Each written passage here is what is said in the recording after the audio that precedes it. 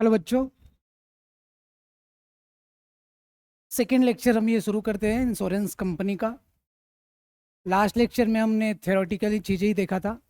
ये लेक्चर में हमने आपसे डिस्कस किया था कि हम फाइनेंशियल स्टेटमेंट क्या होते हैं जनरल इंश्योरेंस कंपनी का, वो देखेंगे। तो इसमें आपको सबसे इंपॉर्टेंट ये चीज़ है कि ये जो form B R A, form B profit loss और फॉर्म बी बैलेंस शीट, ये तीनों आपको याद करना है। ये फॉर्म के नाम भी आपको याद रहना चाहिए, पेपर में आपके फॉर्म के नाम भी लिखने होते हैं। तो सिंपल है, फॉर्म बी आपको ध्यान में रखना है। रेवेन्यू अकाउंट पूछा तो आपको आर ए लगाना है, प्रॉफिट लॉस पूछा तो पी एल लगाइए, और बैलेंस शीट पूछा तो बी एस लगाइए। अब ये तीनों बनाने के लिए हमें उसके जो 15 शेड्यूल्स है, जिसके अंदर डिटेल्स फाइनेंशियल स्टेटमेंट के देने होंगे, हमें वो भी पढ़ना जरूरी रहेगा। तो आज इसमें इसके बाद जो है, ये तो कुछ एडजस्टमेंट वाले पॉइंट्स है, एंड फाइनली इसके बाद जो फॉर्मेट्स है, जैसे क्लेम्स के फॉर्मेट दिख रहे होंगे, ये ऐसे बनाना होता है हमें, पेपर के हिसाब से ऐसा बनाना होता है। और उसके बाद प्रीमियम का ये फॉर्मेट है, प्रीमियम आया तो आपको इस तरीके से बनाना है। ये रिजर्व फॉर अनएक्सपायर्ड रिस्क क्या होता है मैं डिस्कस करूँगा जब हम अभी क्वेश्चन सॉल्व करेंगे तब। एंड एडिशनल रिजर्व भी वहीं पे डिस्कस करेंगे हम। देन ये कमीशन एक्सपेंस है, कमीशन का खर्चा होता है। कुछ थेरी क्वेश्चंस है जो पेपर में आते हैं, जो आ चुके हैं। और उसके बाद ये प्रैक्टिकल क्वेश्चन चालू होते हैं जो अलग अलग प्रकार के हैं कि भाई प्रीमियम अर्नड और क्लेम इनकर्ड कितना हुआ, इसके ऊपर क्वेश्चन पूछ सकता है आपसे पेपर में। ईयर एंट्रीज का कुछ जर्नल एंट्री रहता है जो अभी रिसेंट में नहीं पूछते हैं, वो मैंने आपको एडिशनल क्वेश्चन में दिया हुआ है। मैं एडिशनल क्वेश्चन वाली नोट्स भी आपको शेयर करूंगा। बट अभी जैसा कि आप है, ये वाले एग्जाम में तो शायद आप कवर ना कर पाओ क्योंकि 3-4 दिन ही बचा हुआ है। रेवेन्यू अकाउंट और प्रॉफिट लॉस अकाउंट और बैलेंस शीट, तो बेसिकली ये दोनों बहुत इंपॉर्टेंट है। ये 4 मार्क के लिए आएंगे, ये 8 मार्क, और ये तीनों मिला के आया तो 16 मार्क के लिए क्वेश्चन आता है। और यहाँ से हमारा जो क्वेश्चन नंबर 1 से हमारा एक एक क्वेश्चन शुरू हो जाएगा। तो ये हम करने से पहले चलो एक बार हम ये देखते हैं कि शेड्यूल्स कैसा है। तो शेड्यूल्स मतलब आपको फॉर्मेट कि रेवेन्यू अकाउंट का फॉर्मेट कैसा है, प्रॉफिट लॉस का फॉर्मेट कैसा है, और बैलेंस शीट का फॉर्मेट कैसा है। इस पर हम ज़्यादा समय नहीं देंगे, बस हम गो थ्रू करेंगे कि आपको पढ़ना क्या है। तो और हम क्वेश्चन सॉल्व करना चालू करेंगे, ठीक है। आप वो जो शेड्यूल्स है उसको आप खुद से एक बार पढ़ना है, ठीक है। तो इसमें मैं कुछ पार्ट स्किप कर रहा हूँ, जो आपके लिए छोड़ रहा हूँ, आपको रीड करना है रहेगा। इसमें से मैं कुछ चीज़ें अभी कवर करूँगा, मेनली शेड्यूल्स डायरेक्टली। ये सारे रेलेवेंट है, ऊपर जो लिखे वो चीज़ भी रेलेवेंट है। क्वेश्चन में जितना जैसा रिक्वायर्ड रहेगा हम डील करेंगे। मेन जो चीज़ है वो चालू होता है यहाँ से, form B R A, revenue account. तो ये इस तरीके से आपको फॉर्मेट बनाना रहेगा, ठीक है। जो भी इंश्योरेंस कंपनी है उसका नाम रहता है और फॉर्म रहेगा, और ये तो आपको पेपर में दिया नहीं रहेगा कि रजिस्ट्रेशन नंबर क्या है वो पर्टिकुलर इंश्योरेंस कंपनी का। आप उसको स्किप कर सकते हो, ऐसा लिखेंगे revenue account for the year ended 31 मार्च 2024। जैसा हम ट्रेडिंग अकाउंट बनाते हैं ना, ट्रेडिंग अकाउंट में हम मेन बिजनेस ऑपरेशन को वहाँ शो करते हैं, वैसे ही रेवेन्यू अकाउंट एक तरीके से कैसा है, मेन बिजनेस ऑपरेशन जो है वो शो किया जाता है यहाँ पे। और ध्यान रखना है कि आपके सिलेबस में मरीन रेवेन्यू अकाउंट आ सकता है, फायर रेवेन्यू अकाउंट आ सकता है, और बचा हुआ मिसलेनियस रेवेन्यू अकाउंट आ सकता है। तीनों कैटेगरी में से कोई भी आपके सिलेबस में आ सकता है। तो यदि आप इसको फॉर्मेट को देखेंगे, revenue account for the year ended 31 मार्च जो भी रहेगा, आपको पेपर में यदि प्रीवियस ईयर का डेटा दिया है तो ही लिखना है, अदरवाइज जो लिखना नहीं है, आपको करंट ईयर का डेटा ही लिखना होता है, ठीक है। ये शेड्यूल फिक्स है, ये जिसके सामने 1 2 3 है ना 4 है, आपको पेपर में भी उसके सामने ही 1 2 3 4 लिखना है। सिंपल, आपको वैसे के वैसा बनाना है।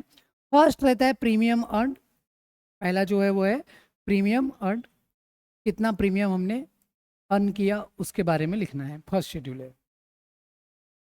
तो प्रीमियम का डिटेल आपको पता है, प्रीमियम की शेड्यूल होती है। तो जैसे हम नीचे जाएंगे, प्रीमियम शेड्यूल नंबर 1 देखेंगे तो उसमें डिटेल दिखेगा प्रीमियम का फॉर्मेट कैसा है, और इसके क्वेश्चंस भी मैं करवाऊंगा तो वहाँ पे बताऊंगा आपको। देन यदि हमने कुछ इन्वेस्टमेंट करके रखा है वो पर्टिकुलर रेवेन्यू से रिलेटेड, वो पर्टिकुलर रेवेन्यू मतलब मरीन है और मरीन के फंड से हमने कुछ इंश्योरेंस किया है, इन्वेस्टमेंट किया है, तो वो प्रॉफिट सेल यदि हम करते हुए इन्वेस्टमेंट का, हम यदि सेल करते हैं तो लॉस होगा या प्रॉफिट होगा तो वो यहाँ शो करेंगे। इसके अलावा कोई भी इनकम है तो टू बी स्पेसिफाइड, उसका डिटेल लिखना पड़ता है और वो इनकम हम दिखाएंगे। और इंटरेस्ट, डिविडेंड या रेंट कुछ भी मिला है तो उसकी ग्रॉस वैल्यू, जैसे उसमें से टीडीएस वगैरह कट हुआ है तो माइनस करके नहीं, उसका जो टोटल वैल्यू था वो लिखे थे यहाँ पे। तो ये चार हो गए इनकम। पहला है प्रीमियम, शेड्यूल सिर्फ उसका ही बनेगा। बाकी उसके बाद है profit loss on sale of investment, उसके अलावा जो भी रहेगा अदर इनकम में डालेंगे। और लास्ट में एक अलग से रहेगा इंटरेस्ट, डिविडेंड और रेंट। तो ये चार चीज़ लेंगे आप, ये टोटल हो जाएगा। उसके बाद ये बी जो है ये एक्सपेंसेस है। इसमें क्लेम सबसे मेन एक्सपेंस तो रहता है, क्लेम हम जो पे करते हैं, कमीशन हम पे करते हैं वो, और उसके अलावा रहेगा ऑपरेटिंग एक्सपेंसेस। तो क्लेम और कमीशन को अलग दिखाइए।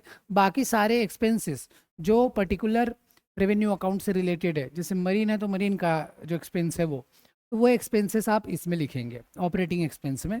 फिर ए का टोटल में से बी का टोटल माइनस कर देंगे, तो इसको बोलेंगे ऑपरेटिंग प्रॉफिट लॉस फ्रॉम जो भी रहेगा। फायर अकाउंट है तो फायर, मरीन है तो मरीन, और मिसलिनियस है तो मिसलिनियस बिजनेस। ठीक है। तो यहाँ और ये अमाउंट नॉर्मली सीधा सीधा शेयर होल्डर्स अकाउंट मतलब होता है प्रॉफिट एंड लॉस अकाउंट। ठीक है। इसको पॉलिसी होल्डर अकाउंट बोलते हैं। और जो प्रॉफिट लॉस में जाएगा तो शेयर होल्डर्स अकाउंट रहेगा। कैटास्ट्रॉफ रिजर्व में यदि कुछ दिया है कि कहाँ ट्रांसफर करना है तो आप कीजिए, नहीं तो रहने दीजिए। तो कुल मिला के आपको ये डिटेल्स रेवेन्यू अकाउंट में लगेगा। फिर है प्रॉफिट एंड लॉस अकाउंट, जिसकी फॉर्मेट है जैसे हम ग्रॉस प्रॉफिट को प्रॉफिट लॉस में लेके जाते हैं, वैसे ही वहाँ जो प्रॉफिट है ऑपरेटिंग प्रॉफिट है उसको हम प्रॉफिट लॉस में लेके आएंगे। फायर, मरीन और मिसलेनियस का यहाँ लिखेंगे। इनके कोई शेड्यूल नहीं है, प्रॉफिट लॉस में कोई भी शेड्यूल नहीं है। चार शेड्यूल, नंबर 1 है प्रीमियम का, शेड्यूल नंबर 2 है क्लेम का, शेड्यूल नंबर 3 है कमीशन का, और शेड्यूल नंबर 4 है ऑपरेटिंग एक्सपेंस का। जो रेवेन्यू अकाउंट में आप इसको पढ़ोगे तो आप इसको याद कर लेंगे, एग्जैक्टली याद होना। देन उसके बाद ये इनकम फ्रॉम इन्वेस्टमेंट रहेगा, मतलब जो इन तीनों का, जैसे मरीन है, फायर है और मिसलेनियस इनकम, इनके अलावा ये बिजनेस के अलावा आपने फंड से इन्वेस्ट किया है तो उसका इंटरेस्ट, डिविडेंड का इनकम यहाँ बुक करेंगे, और वो इन्वेस्टमेंट का प्रॉफिट लॉस हुआ तो यहाँ बुक करेंगे। अदर इनकम कुछ है तो वो स्पेसिफाई कीजिए। तो ये 3 इनकम हो गया। फिर उसके अलावा प्रोविजंस रहता है टैक्सेशन को छोड़ के, तो वो सब यहाँ लिखना है। उसके अलावा अदर एक्सपेंसेस रहेंगे, वो पूरे लाइन से लिखते जाना है। इसमें कोई शेड्यूल नहीं बनाना है, सीधा लिखते जाना है। और फिर टोटल एक्सपेंस निकालेंगे, प्रोविजन प्लस ये अदर एक्सपेंस करके वो आएगा। फिर वो अदर इनकम जो है ये टोटल ए में से टोटल बी माइनस करेंगे, तो ये आता है प्रॉफिट बिफोर टैक्स, उसमें से टैक्स माइनस करेंगे तो आ जाएगा प्रॉफिट आफ्टर टैक्स। तो बेटा ये फॉर्मेट आपको याद करना है, ऐसे के ऐसा ही याद होना, जैसा है वैसा आपको पेपर में लिखना पड़ता है। फॉर्मेट में आप कॉम्प्रोमाइज नहीं कर सकते हैं। ठीक है। ये जो जो रिजर्व्स रहा सारे नहीं रहते हैं, जो जो अप्लीकेबल है। अप्रोप्रिएशन मतलब जो प्रॉफिट लास्ट में बचेगा उसको फिर बांटना है। तो डिविडेंड में लेके जाना कितना है, टैक्स कितना भरना है, कोई रिजर्व में लेके जाना है। हम प्रैक्टिकल क्वेश्चन करेंगे तो वो भी आपको देख के बताएंगे कैसे होता है। ठीक है। ये जहाँ अप्लीकेबल रहेगा मैं आपको बताऊंगा। उसके बाद ये बैलेंस शीट का फॉर्मेट है, बहुत सिंपल है। बैलेंस शीट में share capital, reserve, surplus, fair value change account normally आपके पेपर में पूछेगा नहीं, पूछेगा भी तो डायरेक्ट दिया रहेगा, वैसे का वैसे लिख देना है। और एक रहेगा बोरोइंग, सिंपल। अब कंपनी का फाइनल अकाउंट भी बनाए हो तो ऊपर में क्या रहता है, शेयर कैपिटल, रिजर्व, सरप्लस, उसके बाद बोरोइंग। यहाँ 3 ही चीज़ ऊपर में रहता है। शेड्यूल नंबर 4 वहाँ था, 5, 6, 7 यहाँ पे आ गया। उसके बाद ये टोटल हो गया। करंट लायबिलिटी ऊपर लिखते नहीं है, करंट लायबिलिटी, प्रोविजन ये सब ऊपर लिखते नहीं है, सिर्फ बोरोइंग्स ऊपर लिखा जाएगा, चाहे वो लॉन्ग टर्म हो चाहे वो शॉर्ट टर्म हो। फिर application of fund, sources of fund है, ये क्या है, सोर्सेस ऑफ फंड, पैसा कहाँ कहाँ से आया। और बैलेंस शीट में ये क्या है, एप्लीकेशन ऑफ फंड, पैसा कहाँ कहाँ लगाया, तो इन्वेस्ट कितना किया, लोन कितना दे के रखा हुआ है, हमारा फिक्स असेट कितना है, करंट असेट। करंट असेट के 2 हिस्सा है बेटा, cash and bank balance, advance and other assets. तो 2 अलग अलग हिस्से में बांटना है आपको। फिर ये टोटल हो जाएगा, उसमें से करंट लायबिलिटी माइनस कर लेंगे और प्रोविजन भी माइनस कर लेंगे। तो ये एक्चुअली ये कैश और एडवांस का टोटल को सब टोटल ये बोल रहा है वो, और करंट लायबिलिटी और प्रोविजन के टोटल को सब टोटल बी बोल रहा है। मतलब कुल मिला के आपको ये 11-12 का करंट एसेट में से करंट लायबिलिटी माइनस करना है, तो उसको बोलते हैं नेट करंट एसेट। देखो करंट एसेट में ये तीनों हो गए, करंट लायबिलिटी में ये दोनों हो गए। ठीक है। और ये एक ए वाले में से बी वाला माइनस करेंगे तो नेट करंट असेट आएगा। सबके शेड्यूल जो लिखा है वो याद रहने को होना, आपको इसके ऊपर याद करना पड़ेगा। पेपर में आपने फॉर्मेट भी बनाया तो कुछ नंबर मिलेगा, अच्छे से बनाना है। फिर आपको मिसलेनियस एक्सपेंडिचर यदि पेपर में दिया and to the extent not written off तो लिखिए। Debit balance in profit and loss account है तो यहाँ लिखना है। ये कॉन्टिजेंट लायबिलिटी में ये आइटम आते हैं, आप इसको एक बार रीड करके रखेंगे, जब पेपर में जब क्वेश्चन में रहेगा तो मैं बताऊंगा। उसके बाद जो एक आप देखें ना, अब शेड्यूल 1, तो शेड्यूल 1 में प्रीमियम का ऐसा फॉर्मेट रहेगा। ये प्रीमियम जो डायरेक्ट बिजनेस से आपको री इंश्योरेंस समझाया था, तो वो सब चीज़ें यहाँ पे आएगी। और एक adjustment for change in reserve for unexpired risk. Unexpired risk मैंने आपको बताया था, बराबर है ना। अनएक्सपायर्ड रिस्क का जब अभी हम डिस्कशन करेंगे, उसका कैसे रिजर्व किया जाता है, एडिशनल रिजर्व भी हमें पढ़ना है, provision for reserve for unexpired risk वो भी पढ़ना है। शेड्यूल 2 क्लेम इनकट का ऐसा रहेगा। उसके बाद बेटा शेड्यूल 3 मैंने बताया कमीशन का है। शेड्यूल 4 ऑपरेटिंग एक्सपेंस का रहेगा, जिसमें सारे खर्चे आपको लिखते चले जाना है। फिर शेड्यूल 5 शेयर कैपिटल का है। एग्जैक्टली ऐसा नहीं लिखना होता है पेपर में, पेपर में बहुत सिंपल रहेगा, डोंट वरी। आप इसको एक बार रीड कर लेंगे पूरे शेड्यूल्स को। तो मैं ये शेड्यूल की बात कर रहा था आपसे, पूरे 15 के 15 शेड्यूल इन्होंने बना के दिया है, ठीक है। प्रॉफिट लॉस में कोई भी शेड्यूल नहीं है। रेवेन्यू अकाउंट में 4 शेड्यूल है। बैलेंस शीट में बेटा कितने शेड्यूल है, बचा हुआ पूरा 11 शेड्यूल बैलेंस शीट के, ठीक है। तो ये आपको ये पीडीएफ मैंने शेयर करके रखा हुआ है हमारे ऐप में। आप ये ऐप डाउनलोड करना है और वहाँ पे आप मैसेज भेजिए, आपको वो जो स्टडी मटेरियल वाली ग्रुप है उसमें ऐड कर दिया जाएगा, वहाँ पे आप ये सब चीज़ें पढ़ सकते हो, ठीक है। तो चलिए हम आगे बढ़ते हैं। ये फॉर्मेट जैसे जैसे हम क्वेश्चन सॉल्व करेंगे आपको समझते में आते जाएगा। ये जो क्वेश्चन है बेटा, वो ज़रा देखते हैं हम अभी। क्वेश्चन में देखो, ये मैंने बताया, ये मेरा जो इसमें फॉन्ट साइज छोटा है, बेसिकली प्रिंटेबल नोट्स है। और ये सेम है, आपके पास कोई भी नोट से पढ़ते तो क्वेश्चन सेम रहेगा। हम इसको पढ़ते हैं और इसको करने की कोशिश करते हैं। चलिए देखिए, find out the amount of premium earned to be credited to revenue account. तो अभी आपने देखा ना, रेवेन्यू अकाउंट के फॉर्मेट में सबसे पहला आइटम क्या है, प्रीमियम है। तो प्रीमियम कितना हम रेवेन्यू अकाउंट में लिखेंगे, आप शेड्यूल 1 में कैसे लिखोगे, उसके ऊपर ये चर्चा है, उसके ऊपर ये करना है हमें। तो इसका जो सिंपल, आपको पहले तो हेडिंग लिख देना है प्रीमियम अर्न। इसका हम कैलकुलेशन कर रहे हैं। ये क्वेश्चन नंबर 1 है। इसमें आप ध्यान देंगे, अच्छे से देखोगे तो कभी भी इसमें देखना 3-3 आइटम की ग्रुप रहेगी। ये 3, ये 3, ये 3, 9 आइटम है। ये डायरेक्ट बिजनेस का हो गया, ये री इंश्योरेंस बिजनेस का हो गया। प्रीमियम रिसीव हुआ। हाँ, डायरेक्ट बिजनेस मतलब जहाँ हम री इंश्योरेंस नहीं करवा रहे, हमने हमारे जो कस्टमर है उसको बोला कि ठीक है आप मुझे प्रीमियम दीजिए, मैं आपका इंश्योरेंस कर दूंगा, ठीक है। तो वो प्रीमियम को बोलेंगे डायरेक्ट बिजनेस। एक है कि कोई दूसरे इंश्योरेंस कंपनी ने हमको इंश्योरेंस का काम दिया, तो हम इंश्योरेंस कंपनी से भी प्रीमियम लेंगे। हमारे लिए तो वो भी क्लाइंट ही है, हमारा कस्टमर ही है वो, बराबर है ना। तो उसको बोलते हैं री इंश्योरेंस बिजनेस। तो वो री इंश्योरेंस बिजनेस हमने यदि एक्सेप्ट किया है तो हमें रिसीव होगा प्रीमियम।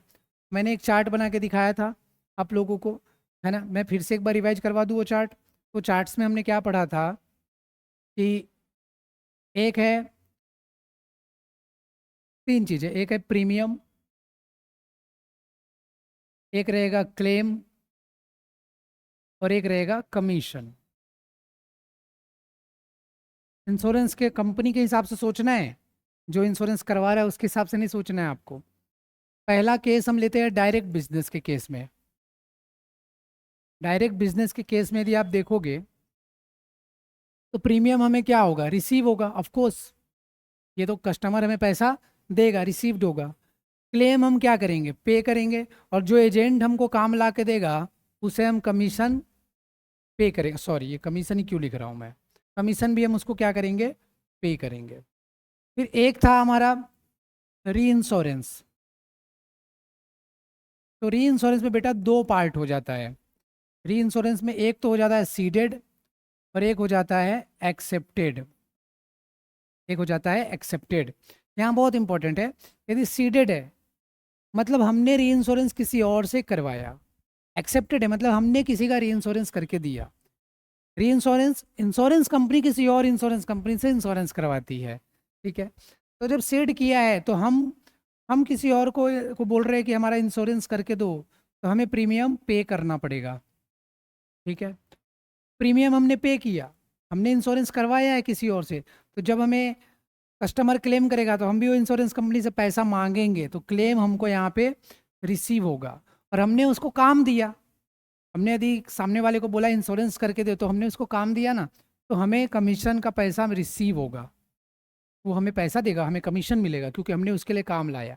इसमें बिल्कुल उल्टा होगा। यदि हमने इंश्योरेंस एक्सेप्ट किया है, मतलब कोई इंश्योरेंस कंपनी वाले ने हमको अप्रोच किया, हाँ, कि भाई तू हमारा इंश्योरेंस कर, तो हमने री इंश्योरेंस को एक्सेप्ट किया है, तो हमें प्रीमियम मिलेगा। हम बोलेंगे भाई प्रीमियम तो दे पहले, हमें यहाँ पे क्लेम पे करना पड़ेगा, और कमीशन भी हमें पे करना पड़ेगा, क्योंकि सामने वाला हमें काम ला के दे रहा है। तो ये आपको अभी भी नहीं लिखे हो तो लिख लो, ये बहुत इंपॉर्टेंट है, ध्यान में रखना है। चलिए अब हम आगे बढ़ेंगे, ये क्वेश्चन करते हैं।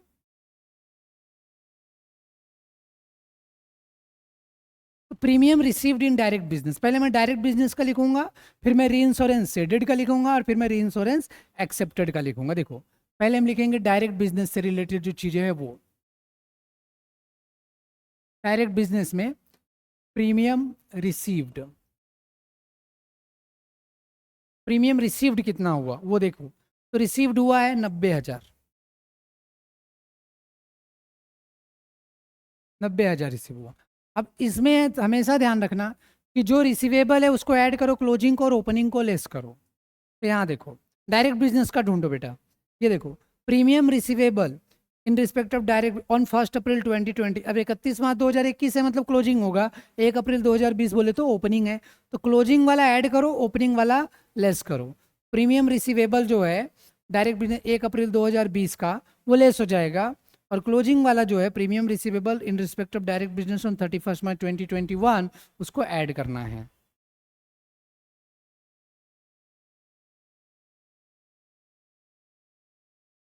रिसीवेबल एज ऑन 31 मार्च 2021, कितना अमाउंट था देख लो। ये देखो ये वाला है premium receivable in respect of direct business on 31 March 2021, 8,000 है, ये ऐड हो जाएगा। और वैसे ही same premium receivable as on 31 March 2020, समझ में आया? या फिर 1 अप्रैल 2020 लिख दो, यहाँ पे डेट वो है।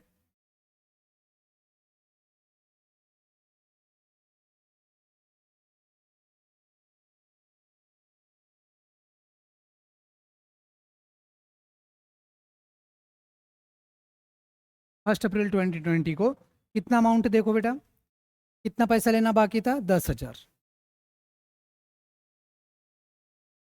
ये लेस हो जाएगा। तो इसका जो आएगा बाहर निकाल देंगे, देखो 98 में से 10 गया, कितना बचेगा, 88,000, ठीक है। वैसे ही अब हम लिखेंगे इसमें री इंश्योरेंस सीडेड का डेटा। री इंश्योरेंस प्रीमियम आएगा किस में, जब हम री इंश्योरेंस एक्सेप्ट करेंगे, तो री इंश्योरेंस एक्सेप्टेड का लिखेंगे, एक्सेप्टेड। इस पे देखोगे तो इस पे आएगा प्रीमियम रिसीव्ड, फिर से प्रीमियम रिसीव्ड, कितना अमाउंट आया देख लो। प्रीमियम रिसीव्ड इन री इंश्योरेंस बिजनेस कितना है, 40,000 है, अब यहाँ 40,000 लिख दो, ठीक है। फिर उसके बाद चेक करो,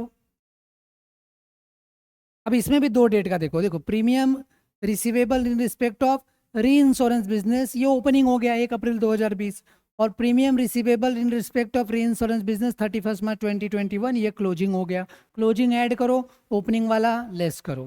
premium receivable in respect of री इंश्योरेंस बिजनेस, तो प्लस करेंगे कौन सा, premium receivable as on 31 March 2021, कितना अमाउंट है 2021 वाला, देखो ये वाला अमाउंट है 5,000। और वैसे ही हम एक करेंगे less, premium receivable as on ये 1 अप्रैल 2020, री इंश्योरेंस बिजनेस का, हाँ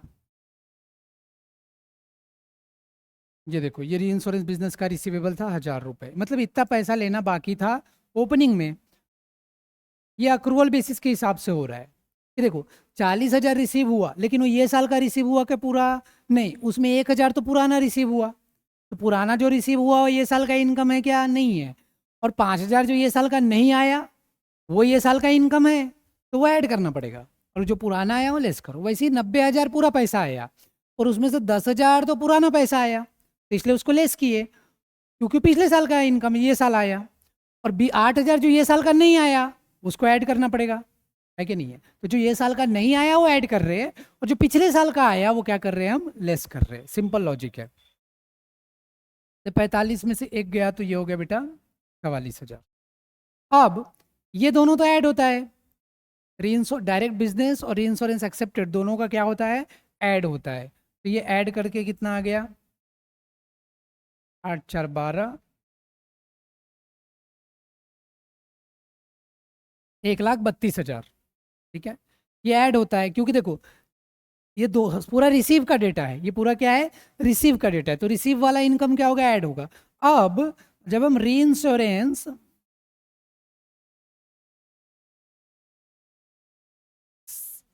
सीडेड किए, री इंश्योरेंस सीड किए हैं, तो हमें बेटा प्रीमियम पे करना पड़ता है, रिसीव नहीं होता है। हम क्या करते हैं? प्रीमियम पे करते हैं। तो देखो अब जो डेटा है ना वो पे का दिया हुआ है, ठीक है? तो हमने प्रीमियम कितना पे किया वो देखो, तो ये माइनस करना पड़ता है। प्रीमियम पे कितना किया वो देखो,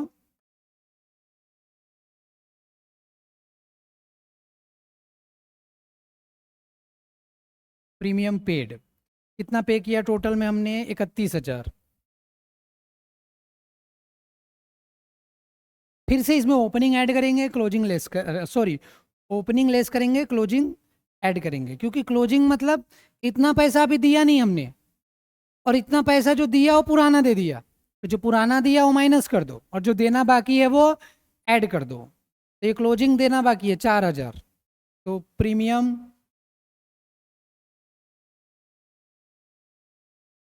पेएबल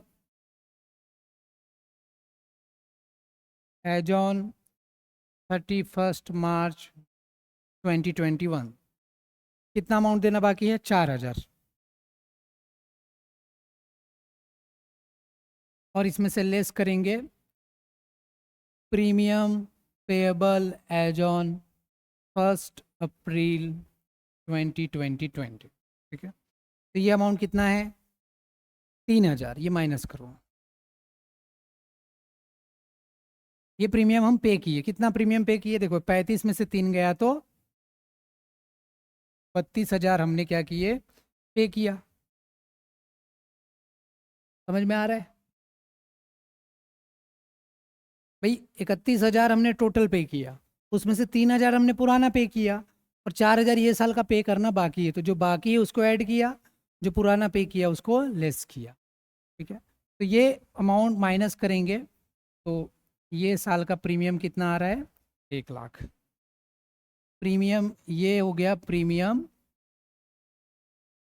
अर्नड नेट। क्या हो गया? नेट हो गया। प्रीमियम अर्नड नेट हो गया। ठीक है, तो ये था हमारा एक शेड्यूल। आपको पेपर में इतना करना पड़ेगा, 4 मार्क के लिए आएगा ज़्यादा से ज़्यादा। ठीक है, इसमें आपको 3 चीज़ आइडेंटिफाई करना है प्रीमियम वाले क्वेश्चन में। एक तो डायरेक्ट बिजनेस वाला, एक री इंश्योरेंस। री इंश्योरेंस में री इंश्योरेंस सेडेड है कि री इंश्योरेंस एक्सेप्टेड है? सेडेड है। री इंश्योरेंस ने सीड किया मतलब हमने दूसरे को री इंश्योरेंस दिया, तो हमें प्रीमियम पे करना पड़ेगा। तो वो हमारे लिए खर्चा टाइप है, तो प्रीमियम को कम करता है, इसलिए लेस किया हमने। और प्रीमियम दी री इंश्योरेंस हमने एक्सेप्ट किया है, मतलब हमको प्रीमियम मिलेगा, तो वो हमारे लिए इनकम रहेगा। तो ये 1,00,000 रुपये इसका क्या है? प्रीमियम अर्न नेट वैल्यू है। ठीक है, इसमें कोई डाउट रहेगा तो आप पूछ सकते हो। ठीक है, चैट में ही आप पूछना। तो ये था हमारा पहला क्वेश्चन। वैसे ही आप दूसरा क्वेश्चन देखेंगे। A general insurance company transfer 50% of premium income to reserve for unexpired risk and 5% to additional reserve. You have to ascertain the amount that shall go to these reserves. तो देखो क्या होता है general insurance में कि normally एक ही साल में पूरे इंश्योरेंस खत्म नहीं होता है। अब जैसे हमेशा ऐसा नहीं होगा कि 1 अप्रैल को पॉलिसी बनाया और 31 मार्च को ख़त्म हो गया, ऐसा नहीं। इंश्योरेंस तो कभी भी निकाला जा सकता है, आपके पास कस्टमर कभी भी आएगा। तो यदि सारा जो रिस्क रहता है, बताओ यदि मैंने 1 अक्टूबर को पॉलिसी निकाला और मुझे उसका वो 1,000 प्रीमियम मिला, तो वो तो अगले साल के 1 अक्टूबर तक रन होगा, है कि नहीं। अब यहाँ देखो आप, ये हमारा ईयर है जिसमें हम अकाउंटिंग करते हैं, 1 अप्रैल 2020 से 31 मार्च 2021। अब यहाँ ये हमारा अकाउंटिंग ईयर हो गया, ठीक है।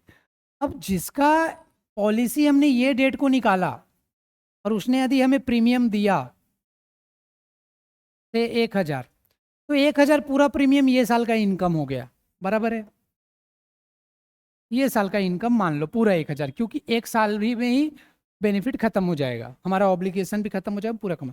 लेकिन किसी ने यदि यहाँ पे पॉलिसी लिया 1,000 का, मान लो ये है 1 नवंबर 2020, अब वो पॉलिसी अगले साल खत्म होगा 1 नवंबर को, तो 31 मार्च तक, तो नवंबर दिसंबर जनवरी फरवरी मार्च, 5 ही महीना हुआ पूरा। यदि हमने 1,000 प्रीमियम यहाँ भी लिया है, तो 1,000 प्रीमियम पूरा ये साल का इनकम हुआ क्या? नहीं हुआ। अब इंश्योरेंस बिजनेस में ना एक एक पॉलिसी वाइज ऐसे निकालते रहेंगे ना, तो बहुत ही डिफिकल्ट टास्क रहेगा और बहुत ज़्यादा कैलकुलेशन रहेगा, क्योंकि करोड़ों में डीलिंग रहती है वो, और करोड़ों इंश्योरेंस रहते हैं पॉलिसी। एक एक पॉलिसी का ऐसा करते बैठेंगे तो बहुत टाइम लगेगा। तो उन्होंने बोले कि देखो, पूरा जो तुमको प्रीमियम मिला है वो जो भी वैल्यू है, पर वो ये साल का इनकम नहीं है पूरा, क्योंकि आपके कुछ इंश्योरेंस पॉलिसी है जिसका टर्म टर्म बोले तो कितने साल का है। यदि एक 12 महीने का भी है, तो कुछ महीने ये साल में खत्म होंगे, हो सकता है बचा हुआ कुछ महीने अगले साल।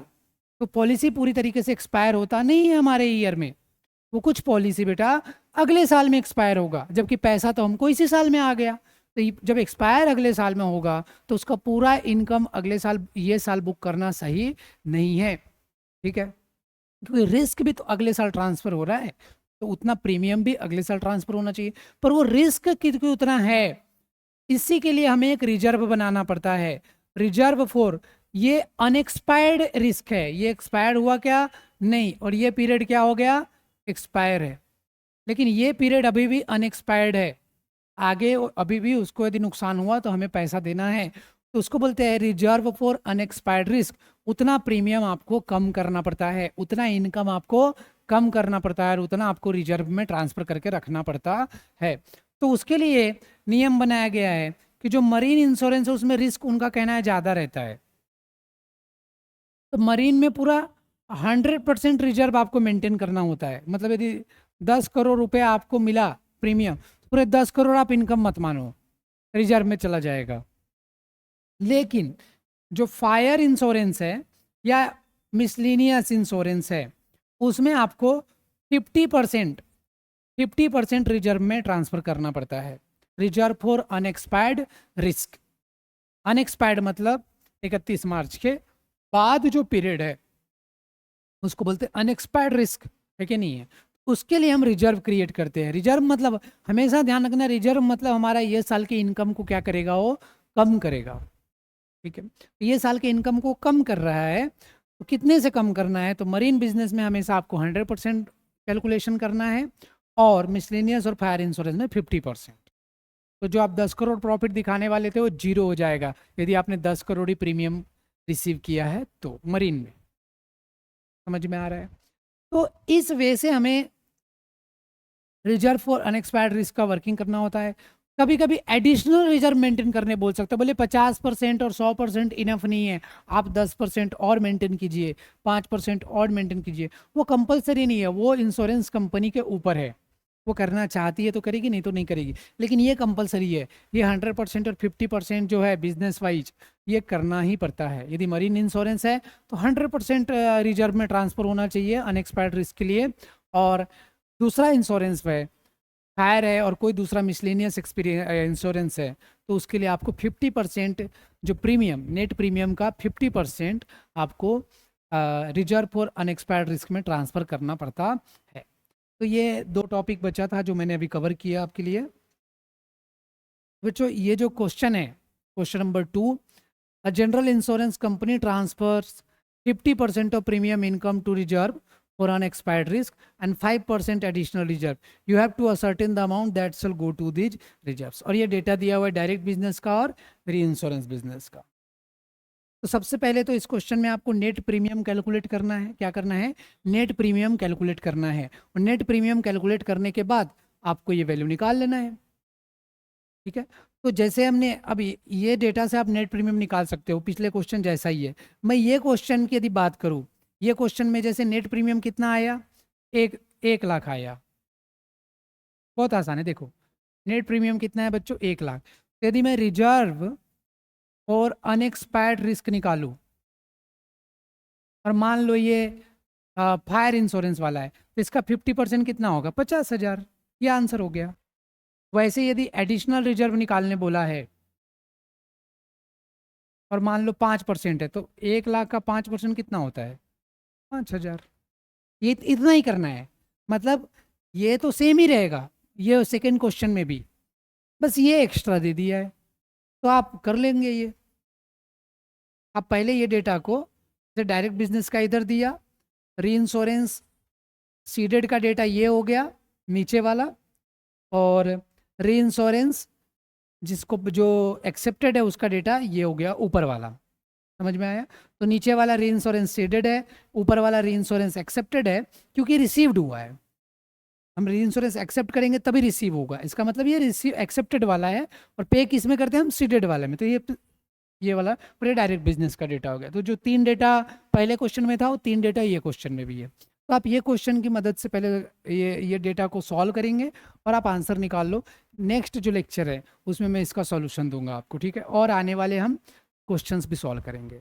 तो ये लेक्चर के लिए इतना ही, बाकी हम अगले लेक्चर में देखते हैं। Bye bye, thank you very much.